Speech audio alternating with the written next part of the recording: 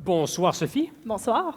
Votre projet Conférence Femmes en physique Canada 2018, bon, c'est pas nécessairement le plus inspiré des titres, mais ça dit ce que vous, non, mais ça dit ce que vous vouliez faire Exactement. ou ce que vous avez constaté, particulièrement en physique. Et les statistiques, pour ne pas le faire de mémoire, c'est que 23% des effectifs qui Oui. étudient en physique, Exactement. c'est des femmes. Oui. Et chez les professeurs, c'est encore plus pitoyable, 16%, c'est ça? Oui, ça dépend des universités, des régions, mais de T'as cet 10 ou ordre-là. t'as 10, On ne mettons. va pas c'est- s'estimer sur 1%. Non, on ne fera pas ça. On a eu des S sur lesquels on s'est obstiné un peu plus tôt. Donc, on ne fera pas ça, mais c'est probablement, je dirais, grosso modo, les mêmes proportions partout au Canada, peut-être en Amérique, je ne sais pas. Oui, c'est très similaire. Ça dit que, en tout cas en physique, puis peut-être dans d'autres sciences de pointe, apparemment, les filles sont moins tentées. C'est apparemment. C'est à vous de compléter l'équation ici. Apparemment, oui. Donc, on a souvent la raison qu'on donne souvent pour la surreprésentation des femmes en physique puis dans d'autres domaines de technologie, du génie, par exemple.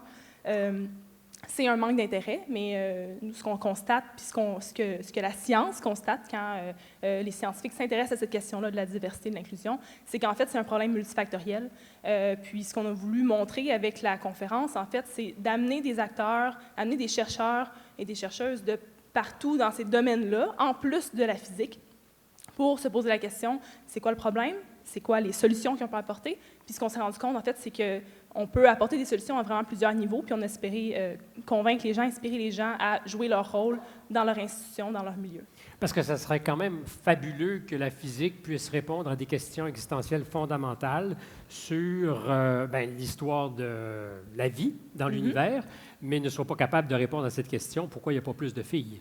Bien, en fait, c'est un très bon point. La physique, en fait, moi, je ne pense pas qu'elle est capable de répondre à cette question-là. Puis c'est pour ça que dans la conférence, on Il y a a autre fait chose que appel... les physiciens. Exactement. Donc, on a combiné l'aspect scientifique de la conférence pour que les étudiantes graduées, principalement qui étaient les gens de la conférence, puissent avoir des modèles de réussite, en apprendre plus sur différents domaines, mais aussi avoir des experts de ces domaines-là pour nous donner des idées et des solutions. Modèle de réussite, très important. Est-ce que vos étudiantes graduées deviennent aussi naturellement et nécessairement des ambassadrices, responsables de répandre la bonne parole?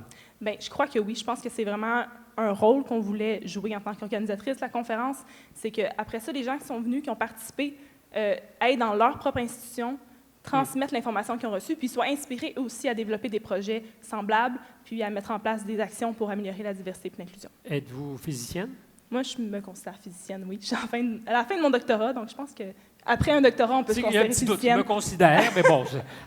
Donc, vous êtes physicienne. Qu'est-ce qui fait que ça vous a tenté? La physique elle-même? Oui.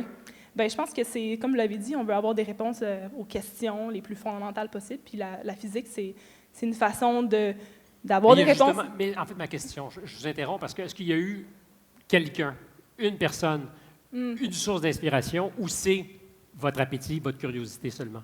Bien, je pense qu'il y a quelque chose d'inné, mais il faut aussi qu'il y ait l'environnement qui permet que cet appétit-là, comme vous dites, puisse fleurir, puis puisse se réaliser. Puis ça, c'est des professeurs au niveau du primaire, du secondaire, les parents, l'environnement. Donc, tout le monde peut vraiment jouer un rôle. Puis au niveau universitaire, il y a aussi un rôle qui peut être joué pour changer les façons dont on pratique la science pour que ça soit plus inclusif pour les femmes, puis aussi pour d'autres groupes surreprésentés. Merci beaucoup, Sophie Rochette, Ça me fait plaisir. qui se Merci. considère physicienne.